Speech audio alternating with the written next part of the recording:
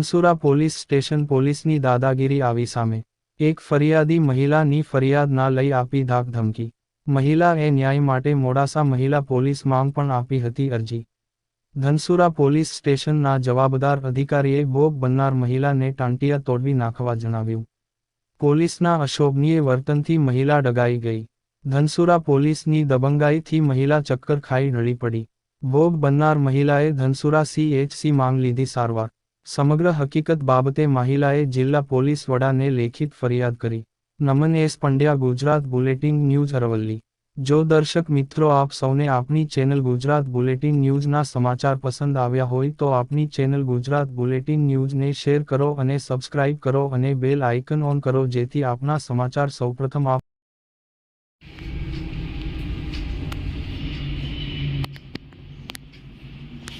વિક્રમભાઈ Jasiben odd બોલું. તાલુકા ધનસુરા, ગામ બુટા. પછી હું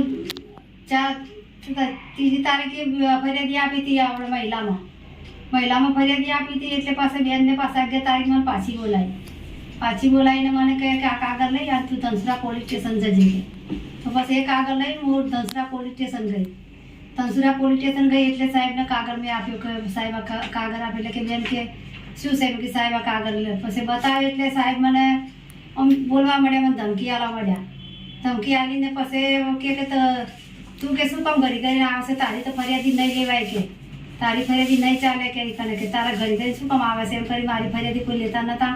પાછી મને એમ કે તે કૂવાનું પાણી પીધું છે ને તો પણ મેં કૂવાનું પાણી પીધું છે કે એમ કરી અને પાછી સાહેબ બીજા બાજુમાં સાહેબ હતા, મોટા સાહેબ, એના જોડે મોકલી મને.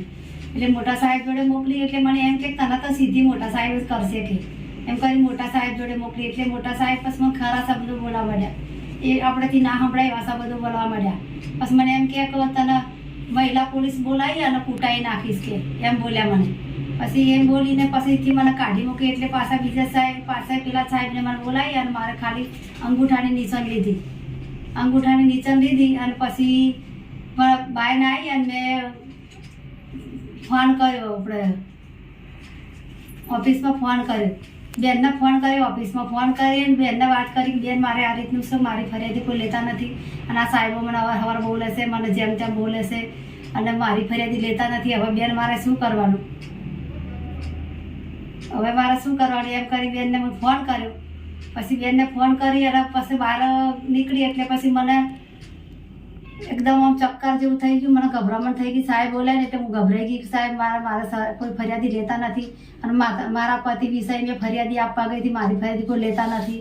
એટલે પછી હું ગભરાઈ ગઈ કે હવે મારું કોઈ નથી એમ કરીને હું ગભરાઈ ગઈ. એમ કરીને મારા ઘરે ચાલી એટલે થોડીક બહાર નીકળવા નીકળી એટલે પછી મને અહીંથી ચક્કર ચાલુ થઈ ગયા. એટલે પછી મને એક મારી બેન હતી ને, એ બેન મને પછી લઈ ગઈ, દવાખાને લઈ ગઈ, હોસ્પિટલમાં લઈ ગઈ, આરોગ્યમાં હોસ્પિટલમાં લઈ ગઈ ને ત્યાં દવા કરાવી, મને બાટલો ચડાયો અને પછી બધી દવાઓ કરાવી. પાછી સવારે 11 તારીખે મેં સવારે પાછી દવા લઈ અને પાછી ફરિયાદી કરવા આવી પોલીસ આપણે